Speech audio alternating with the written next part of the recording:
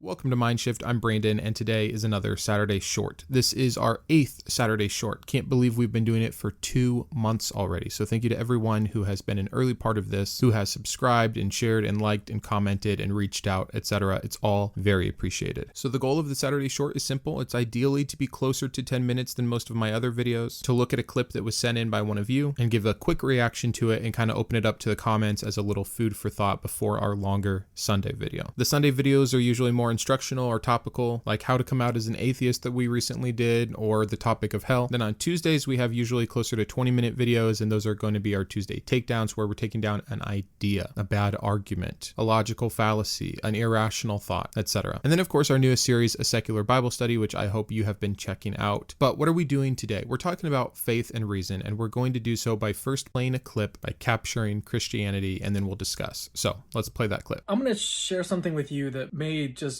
blow your mind. So I'm reading this book by Greg Welty. He's basically summarizing Alvin Plantinga's views on faith and reason. He says it like this: eventually, by the late 1990s, Plantinga provided a proper function understanding of all the deliverances of reason and all the deliverances of faith, giving a unified theory of how both kinds of belief can count as warranted true belief and therefore knowledge. This unified account leads to a strong conclusion. There cannot be a fundamental conflict between faith and reason, since reason is just as faith-like as faith, and faith is just as reasonable as reason. So how do we talk about this in roughly 10 minutes? It's a tough one, because we could just say, well, this is simple. What's the difference between faith and reason? Is this a credible claim that they have equal weight in knowing things? We could talk for hours about how do we really know anything and the different kinds of skepticism and the different variants of epistemology. But I think we can have a couple initial reactions to get the conversation going. One, Plantinga is an American philosopher who's worked on religious philosophy, metaphysics, and epistemology. I know this concept of Reformed Epistemology, which is what Capturing Christianity is referencing from the Welty book, which made a real mess of that definition. But again, this is what Plantinga is known for, that it is reasonable to have a belief in the spiritual, in God, in a religious system without empirical evidence or philosophical proofs, that those forms of reason had equal footing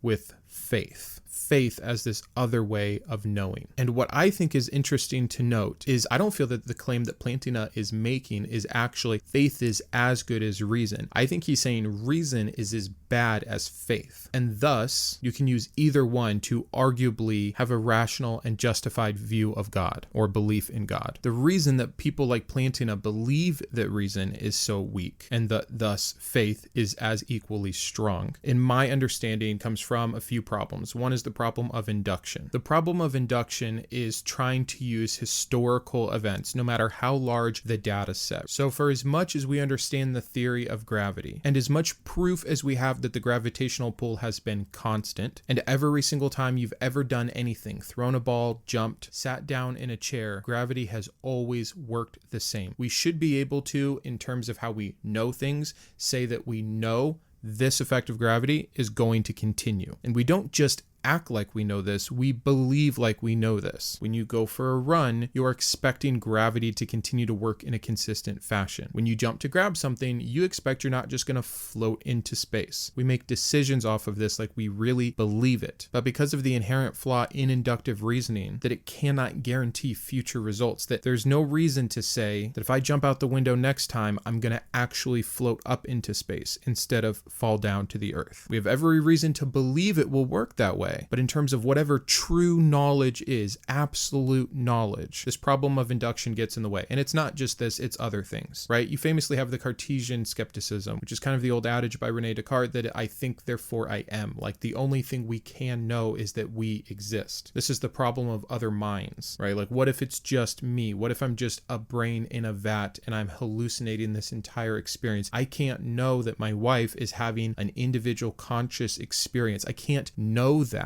There's no empirical evidence for that. There are viable beliefs, no matter how far-fetched or sci-fi that they may be, that don't allow us to fully know if we work our way all the way up the chain. And that's maybe the second point here, is the immediate destruction of an idea of knowing just because there's no absolute epistemology. Even the other minds thing starts to fail when you start to consider we could just be in a simulation. So again, because of the problems of induction and because of the ability to say we just can't know anything, people like Plantinga want to say, see how weak that is, see how weak logic and rationale are. You can't even justify logic. What makes logic true? What makes the logical claims of non-contradictions accurate? And it's hard to continue to back that up if you go all the way up the chain. But again, we act as if we have to live our lives like these things matter, like 1 + 1 indeed equals 2. You could always give the caveat that we're not absolutely sure we go around the sun, because we don't know if this whole thing just isn't real to begin with and someone's having a dream somewhere. But insofar that we can tell and measure, this is what always happens, and we are indeed going around the sun. So if you can't take the strength of that claim and see that it is indeed better than faith, which by definition, at least biblically speaking, is the assurance of what we do not see. It's like they're wanting to give faith a stronger stance, when that seems to be the definition of faith, is that you don't have a strong stance, but you believe anyways. You believe without evidence. Now, where there isn't evidence, I think faith is a way of wanting to know, of desiring to know, but to say that just as long as there's not evidence against it, you can have faith, and that's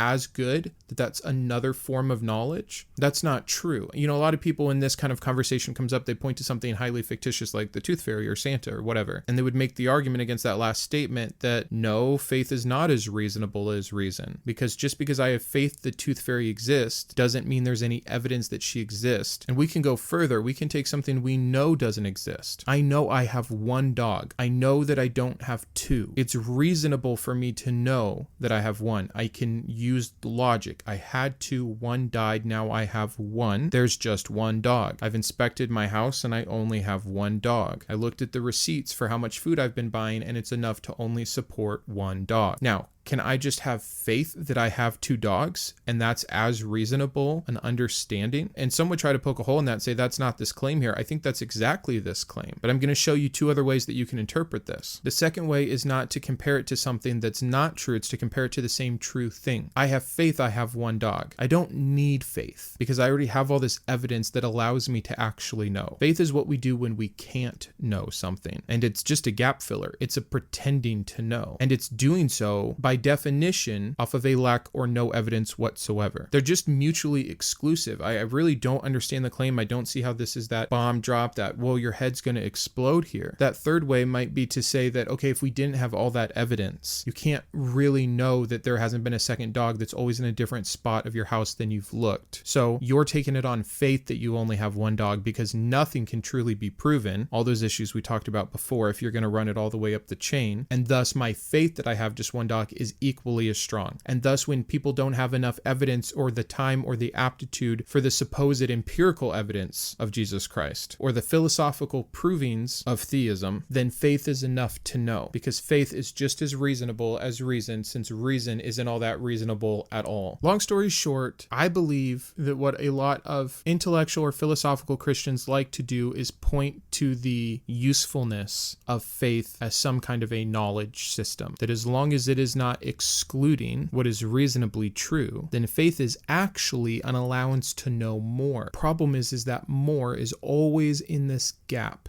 The gap of the potential, what can't be disproven, because then you have faith not working with reason, and faith and reason will always co-align in this kind of a Reformed epistemology. So as long as you start working off what is already known to be true, you can use faith to further get more knowledge that hasn't yet been debunked. And as you get more knowledge that would contradict that, you can move your faith goalpost to include a new idea that makes everything work together. I'll give you an example of this very, very simply. You have what people believed for so long by a literal and plain reading of the Bible, that we have a young earth, 6,000 years. That's what we know off of faith, because we don't have any evidence other than this oral tradition from Genesis. But then we start using an actual scientific method over here on the reason side, and we say, hey, according to different dating measures that all co-align, we see that the earth is this old. And now faith over here, that's incorrect has to reinterpret words always. Okay, the earth looks older than 6,000 years according to reason, and in the Bible we see that God says a day is like 1,000 days. So yeah, we can go back plus the 4,000 to 6,000 years that have happened since then. So we can meet you here older, and then we get more scientific evidence that pushes the date further and further back. And now it's, hey, you know what? I think the whole thing is figurative. So we can move our faith down here to align with the current. Look, they always agree. Reason and faith always agree. They'll never disagree. But even though the earth is older, God still created everything, like in the Genesis account.